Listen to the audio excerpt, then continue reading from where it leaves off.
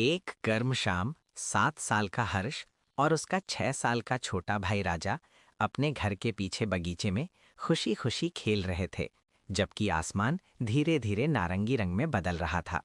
हर्ष को नई नई चीजें ढूंढना बहुत पसंद था और राजा को अपने बड़े भाई के साथ हर छोटी सी एडवेंचर में जाना अच्छा लगता था। पुराने आम के पेड़ के पास दौड़ते हुए हर्ष ने अचानक जमीन पर सूखे पत्तों के नीचे से चमकती हुई एक छोटी सी सुनहरी रोशनी देखी। जिज्ञासा और उत्साह से भरा हर्ष धीरे धीरे झुका और पत्तों को हटाने लगा।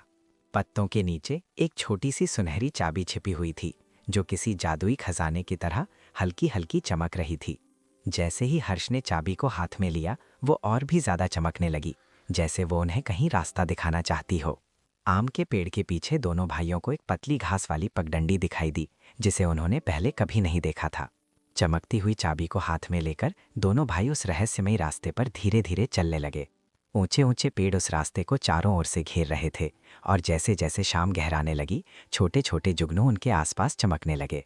कुछ ही देर में वे एक बहुत बड़े पत्थर के पास पहुंचे, जो उनसे पहले कभी देखी किसी भी चीज से ज्यादा पुराना लग रहा था।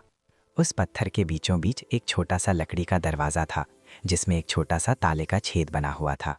हर्ष के हाथ में पकड़ी हुई चमकती चाबी दरवाजे के पास आते ही और तेज चमकने लगी। हर्ष ने सावधानी से चाबी को उस छोटे से ताले में लगा दिया। धीरे धीरे दरवाजा चरमराते हुए खुला और पत्थर के अंदर एक चमकती हुई सुनहरी सुरंग दिखाई देने लगी। हर्ष और राजा चुपचाप खड़े होकर उस जादुई दुनिया को देखते रहे, जो जैसे उनका इंतजार कर रही थी। सुरंग सुनहरी रोशनी और रहस्यमयी चमकते कणों से भरी हुई थी। हर्ष ने हिम्मत करके एक कदम आगे बढ़ाया और राजा भी उसके पीछे पीछे चल पड़ा। उन्हें ये नहीं पता था कि ये सुरंग उन्हें कहाँ ले जाएगी, लेकिन दोनों भाइयों को महसूस हो रहा था कि उनकी जिंदगी की सबसे बड़ी एडवेंचर अभी शुरू हुई है।